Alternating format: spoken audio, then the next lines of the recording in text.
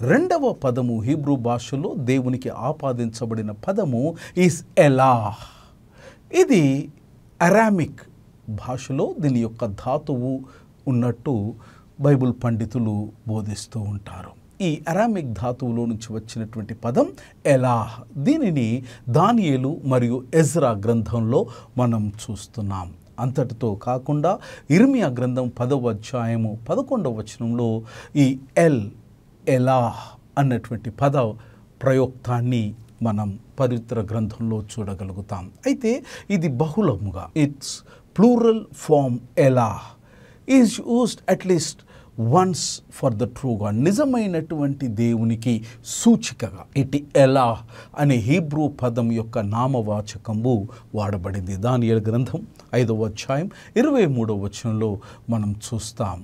ఇది బహుశా ఎలోహిం వెనక ఉన్నటువంటి ఏకవచన రూపము కావచ్చు. ఎలాహ్ అన్నటువంటి ఈ పదము దాదాపుగా 57 సార్లు ప్రాముఖ్యంగా యోబు గ్రంథంలో దీనిని వాడబడినట్టు చూస్తూ ఉంటాం. మూడవ హీబ్రూ పదం దేవునికి ఆపాదించబడినటువంటి పదం ఈజ్ ఎలోహీం.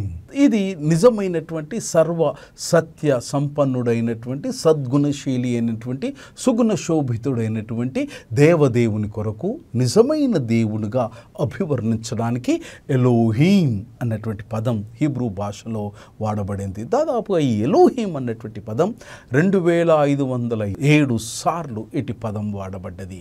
దీనిని దైవముగాను దైవికముగాను దేవునిగాను బలవంతుడైన శక్తిశాలుడైనటువంటి దేవదేవునిగాను మనం చూస్తాం. అంతా కలిపి హీబ్రూ బైబిల్లో ఈ పదం 2602 సార్లు వాడబడినట్టు బైబిల్ పండితులు విశ్వసిస్తూ ఉన్నారు.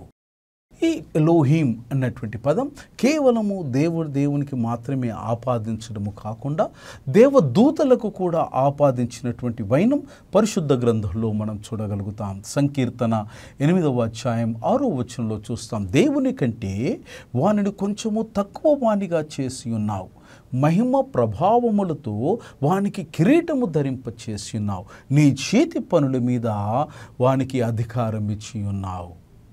These are all instances of Elohim which also referred to the human beings.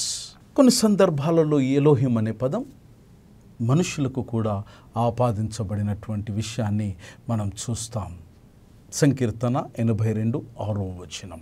ఏకవచనంలో వాడబడినటువంటి L, ఇది పరిశుద్ధమైనటువంటి త్రిత్వంనికి కూడా వాడబడినటువంటి ఆలోచనను పరిశుద్ధ గ్రంథంలో మనం చూస్తాం. The singular form of Elohim is El. This has an idea of strength, this has an idea of power, and it also has an idea of might. And in the Old Testament పాత నిబంధన గ్రంథంలో ఇట్టి భావాన్ని Elohim అన్నటువంటి L అనే ఈ భావాన్ని పరిశుద్ధుడైనటువంటి తండ్రిగాను, పరిశుద్ధుడైనటువంటి కుమారునిగాను, పరిశుద్ధాత్మను ముగ్గురు త్రిత్వానికి ఇటు ఎల్ లేదా ఎలోహీం అన్నటువంటి పదం వాడబడినటువంటి వైనాన్ని మనం చూస్తాం. God the Father, God the Son and God the Spirit. దీని విషయము ఆదికాండము 14వ అధ్యాయం 18వ వచనంలో మనం చూస్తాం. మరియు షాలేము రాజైన మెల్కిసెదకును రొట్టెను ద్రాక్షారసమును తీసుకుని వచ్చాను.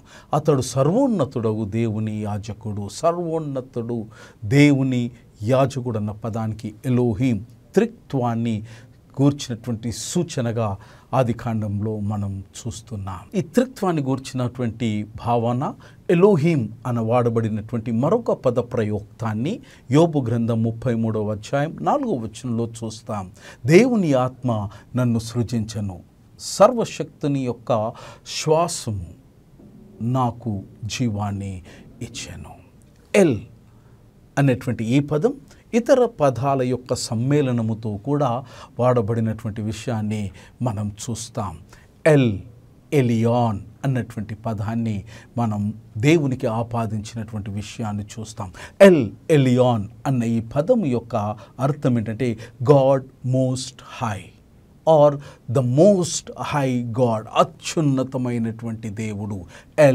ఎలియాన్ ఆదికాండము 14వ అధ్యాయం 18 నుంచి 20వ వచనం. రెండవ పద ప్రయుక్తం ఏంటంటే ఎల్ షదాయ్. ఎల్ షదాయ్ అన్నటువంటి భావానికి హీబ్రూ భాషకు దేవునికి ఇవ్వబడినటువంటి అర్థం ఏంటంటే he is God all mighty. ఆయన సర్వశక్తి మంతుడు. ఎల్ షదాయ్. నిర్గమకాండం 6వ అధ్యాయం 3వ వచనంలో చూస్తాం.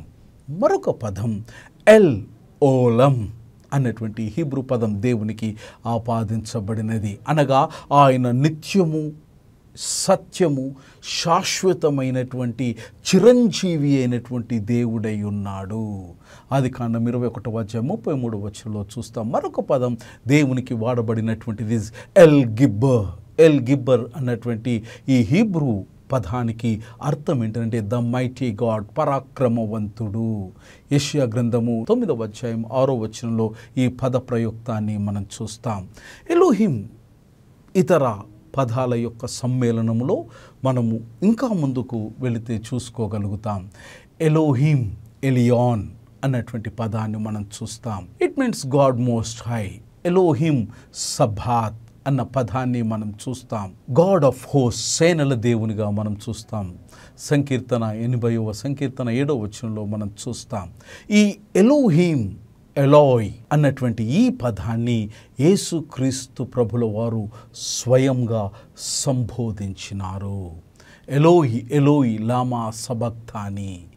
మార్కు సువార్త 15వ అధ్యాయం 34వ వచనంలో చూస్తాం.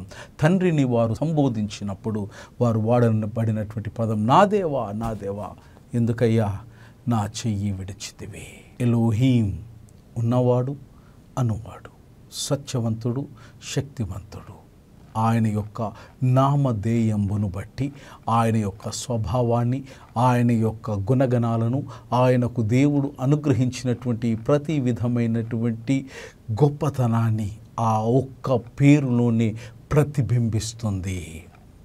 దేవుడు తన యొక్క భిన్నత్వంలో ఏకత్వాన్ని యావత్ లోకానికి వారు పరిచయము చేస్తూ ఎలోహీం అన్న పదానికి దైవం యొక్క తత్వాన్ని, ఎలోహీం అన్నటువంటి పదానికి దైవం యొక్క ధర్మాన్ని, ఎలోహీం అన్నటువంటి పదానికి దైవం యొక్క స్వభావాన్ని, ఎలోహీం అన్న హీబ్రూ పదానికి దైవం యొక్క కీర్తిని, ఎలోహీం అనే హీబ్రూ నామవాచకముకు దేవుని యొక్క నామానికి ఇచ్చే ఘనత, యశస్సుకు నిలువెత్తు నిదర్శనం. తత్వం, ధర్మం, స్వభావం, కీర్తి, యశస్సులో ఏ మార్పు లేనటువంటి వాడు.